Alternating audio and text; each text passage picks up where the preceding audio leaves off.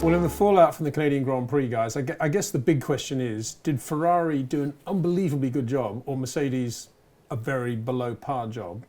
You're probably going to say it was a combination of the two, I guess, aren't you? That's what. Well, I think Vettel did an unbelievably good job. Yeah. The second car didn't look too unbeatable, did it? But I think Different engine spec. Yes, and Kimi. it's hard to know exactly the true impact of that. But I mean, it was classic championship spec Vettel, wasn't it? Just getting his head down and disappearing. But I think there's going to be a lot of questions asked back at Mercedes yet again, how they've let one slip through their fingers. On paper, everything should have been in their court, yet they've come away from it sort of licking their wounds and saying they need to improve in every dimension. And you make a good point, you say yet again, because Australian Grand Prix, different circuit, different circumstances, but again, that was a race they should have won easily. And here we are, and on a circuit which, I guess going into it, everybody thought Mercedes raced to lose because it's been so good to them over the years. And long straights, we know how good they are in a straight line, typically, normally. Exactly, and Mercedes motorsport boss Toto Wolff mentioned this after the race. He said that the new reality of F1 is that they can't have this attitude of going to races and expecting to walk it, but they did go to Canada expecting to win. I think Lewis has won the last 3 Grand Prix there, and we know he's got an amazing record there personally, but something just didn't quite gel this time, and I think there were mistakes on the team side. Lewis had a scrappy weekend, and it just sort of fell apart. And I think that's the brilliant thing about F1 2018, that it's so close at the front now, it's so competitive. These mistakes, they'd have got away with these mistakes in the last 2 or 3 seasons, but not this year. Let's try and categorise what those mistakes would have been. I mean, there was a strange choice or not, maybe on the number of hypersofts they selected before the race going in. Maybe that had an impact on qualifying and the tyres they were not running on Friday. Maybe that was one. 2, the additional DRS zone. 3, not running the latest upgrade engine. Well, there's 3 for a start. And beyond that, we know that if they don't, that this car is a bit of a diva again, and if they're not in the right window for tyre temperatures, it's a difficult car to drive, and a couple of times we've seen Valtteri get the better of Lewis in that specific situation. I was going to start on the tyres, because obviously the way it works with Pirelli and the allocations, for the long haul races you make your picks ages in advance, and I believe for Canada they actually made the choice around pre-season testing time, so they were making their judgment call on the hypersoft tyres pretty much based off what they did in Abu Dhabi last year, and Mercedes took from Abu Dhabi that it was going to be a survival tyre. You don't really want many of them, you just want to be able to bolt them on for qualifying, basically a qualifying tyre for 2018. And what they've ended up having to struggle with is the Hypersoft's actually been more durable. Classic Pirelli, meant to have this ultra high performance tyre, and it ends up being able to be used a bit more. So they took fewer tyres than they should have done to Canada, but this decision was set in stone ages ago. So when they actually got there, they've obviously had a few weekends this year where they've struggled to get the most out of the softest compound tyres. Monaco Hypersoft comes for the first time, they struggle again. What they really want to do is be able to run through some solutions in practice, but they don't have enough tyres with them. So they go into qualifying a bit blind, and they can't get the most out of it. And perhaps more significantly than any of that, when they made that tyre choice, they didn't know about the extra DRS zone. They didn't know the circuit character had changed anyway, and that low-speed downforce is going to be more of an issue. Yeah, and I think if you put that together with the engine, and obviously they're a little bit marginal on fuel consumption with the current one, and if you're not able to, would you see the steps Ferrari have made, you've got to bring your A game to take the race to them there. And so if you're just giving a little bit away, it manifests yourself with, as you've seen, Lewis losing the lead in the championship. So sort of a culmination of events hindering them. I did a very brief calculation on the plane to see how many points Lewis has actually lost to Valtteri this year, and would it have made any difference to whether we could say right now Lewis has lost the lead in the championship. And indeed, it is 3 points, which Vettel hasn't lost to Kimi, if you see what I mean.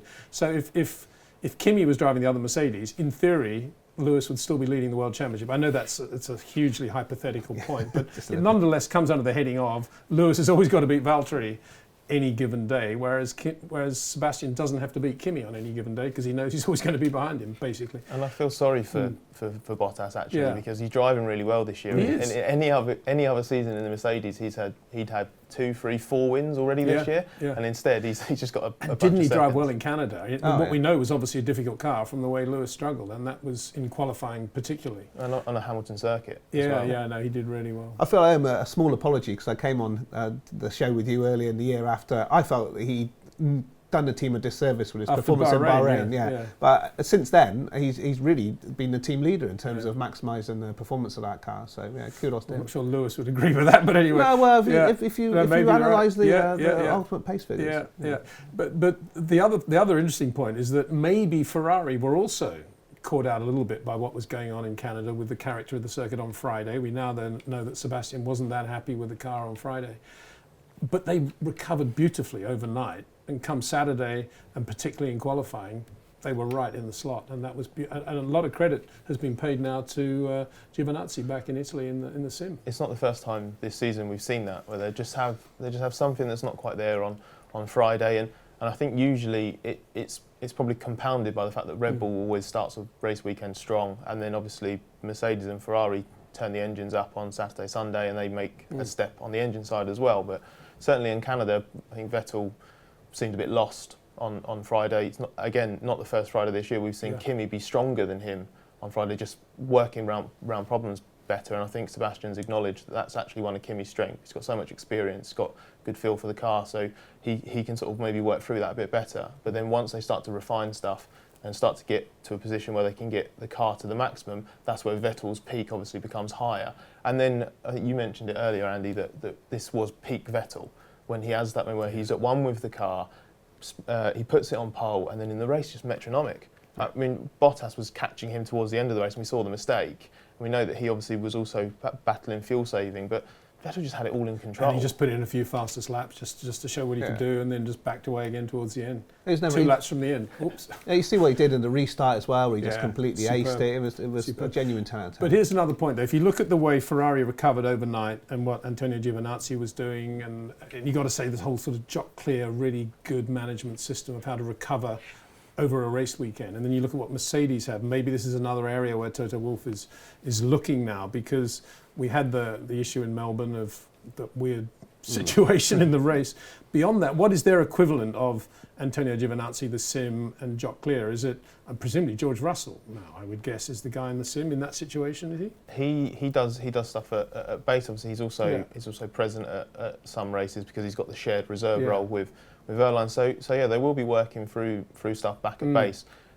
It's difficult to work out how much that is either hurting them or whether it's not hurting them, they're just not getting the most out of it. Not as sharp as Ferrari are in that under pressure on a Friday night. We've got to get this balance, we've got to raise the grip level, whatever it is. Because this was the second weekend that I've personally heard that Giovinazzi has done a very good job back at base, or they've leaned heavily on him back at base, because I can't remember which race it was, but I think it was China, wasn't it? I think it might have been, where they make a point of word leaks out of the Italian camp that Giovinazzi has played a role. I don't know what you guys think, but I'm quite pleased about that, because I really rated him. He did a really good job in the test after Barcelona, I thought. He was quick, wasn't he, in the Ferrari? And yeah, he's a guy who he's getting these opportunities and making the most of them. You're right, China last year when he was subbing for Wehrlein at Sauber didn't cover himself in glory, and I think he had a crash in Hungary when he drove the Haas. So blotted his copybook a little bit, but he does seem to be a very good. And then simultaneously, Charles was doing what he was doing, Exactly. And then all of a sudden, nobody was asking to interview him or do anything. You know as well as anyone what F1's like. It's not flavour of the month; it's flavour of the moment, isn't it? Of the moment, absolutely. Yeah, sadly. So going a little bit back to where Mercedes travails are coming from, I don't think you can underestimate how difficult it is to sustain that level of success for that long. I mean, almost unprecedented to have won it that many championships in a row, and to constantly be operating at the very top of your game is just, it's physically impossible that you can always be operating at a level. So I think maybe this is just the point in which that amazing run of glory ends.